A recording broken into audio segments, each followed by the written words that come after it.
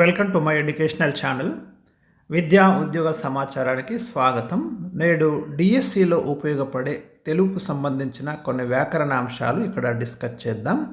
ఛానల్ని సబ్స్క్రైబ్ చేసుకోండి, మీకు అన్ని రకాల మెటీరియల్ అప్డేట్స్ అనేవి వస్తూ ఉంటాయి. తెలుగు వ్యాకరణ అంశాల విషయానికి వస్తే కొన్ని బేసిక్ పాయింట్స్ ఈ వీడియోలో నేను మీకు ఎక్స్ప్లెయిన్ చేస్తాను. అసలు ముఖ్యంగా అక్షరము, వర్ణము, ద్విత్వాక్షరాలు, సంయుక్తాక్షరాలు, సంశ్లేషాక్షరాలు అనే పదాలను ఇక్కడ పరిచయం చేస్తాను.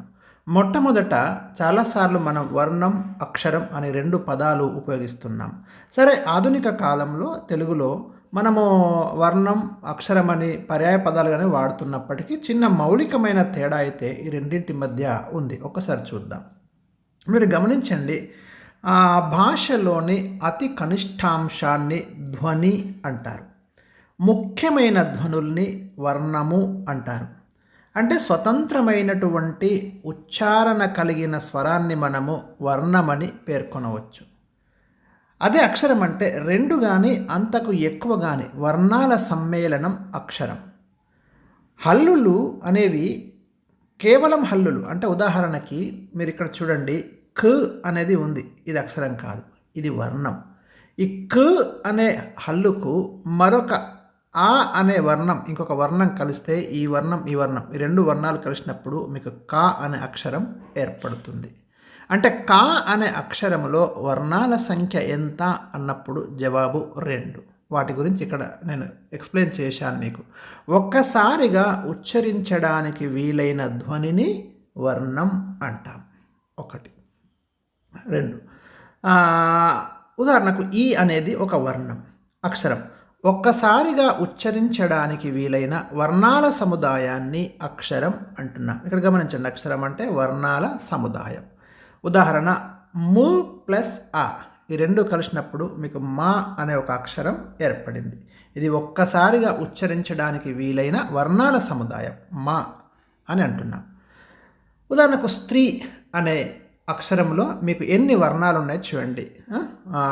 స, త్, ర్, ఈ అనే 4 వర్ణాలు మీకు ఇక్కడ కనిపిస్తున్నాయి. అడుగుతాడు క్వశ్చన్.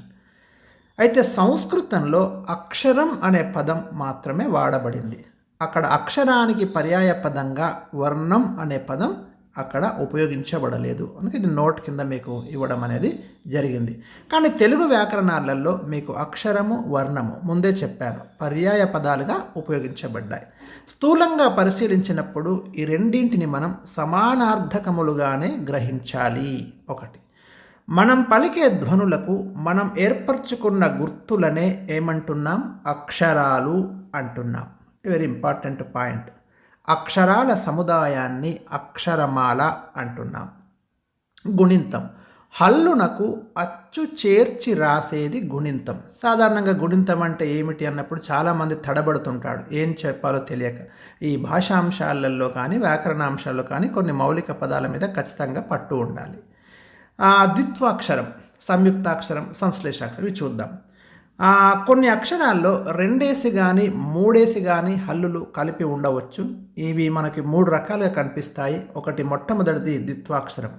ఒక హల్లుకు అదే హల్లుకు చెందిన ఒత్తు చేరితే దానిని ద్విత్వాక్షరం అంటారు. ఇది మీకు క్లియర్గా అర్థమైపోయి ఉంటుంది. ఎక్కువసేపు దీన్ని సాగదీయను ఇంకా నేను. సంయుక్తాక్షరం, ఒక హల్లుకు వేరొక హల్లుకు చెందిన ఒత్తు చేరితే దానిని సంయుక్తాక్షరం అంటారు. ఉదాహరణ, నా అనే హల్లుకు ఇక్కడ చూడండి, మీకు యా అనే ఇంకొక అక్షరం యొక్క ఒత్తు చేరింది, ఇంకొక హల్లుకు చెందిన ఒత్తు చేరింది. ఇంతకుముందు కాకు కా ఒత్తే చేరింది, ఇక్కడ ఇంకొక వేరే హల్లుకు చెందిన అక్షరం చేరింది. కాబట్టి ఇది సంయుక్తాక్షరంగా మనం గ్రహించాలి. సంశ్లేషాక్షరం, కొన్నిసార్లు ఒక హల్లుకు 1 కంటే ఎక్కువ హల్లులకు చెందిన ఒత్తులు చేరొచ్చు. అప్పుడు దానిని సంశ్లేషాక్షరం అంటాం. ఉదాహరణ, లక్ష్మిలో ఉన్న క్ష్మి అనేది ఇక్కడ కా, దానికి షా ఒత్తు, మా ఒత్తు. ఇప్పుడు అక్ష అనే అక్షరం ఏదైతే ఉందో ఇది వర్ణమాలలో ఉంది మనకు, కానీ ఇది ఒక సంయుక్తాక్షరంగానే మనము గ్రహించాలి. ఇక్కడ దానికి మా ఒత్తు కూడా ఉంది కాబట్టి దీన్ని సంశ్లేషాక్షరంగా మనం తీసుకుంటాం. ఇవి మనకు ఈరోజు నేను డిస్కస్ చేసినటువంటి కొన్ని మౌలిక అంశాలు. మీకు ఈ వీడియో నచ్చితే లైక్ చేయండి, సబ్స్క్రైబ్ చేయండి. మరిన్ని వీడియోల కోసం మీ స్పందన నాకు తెలియజేయండి.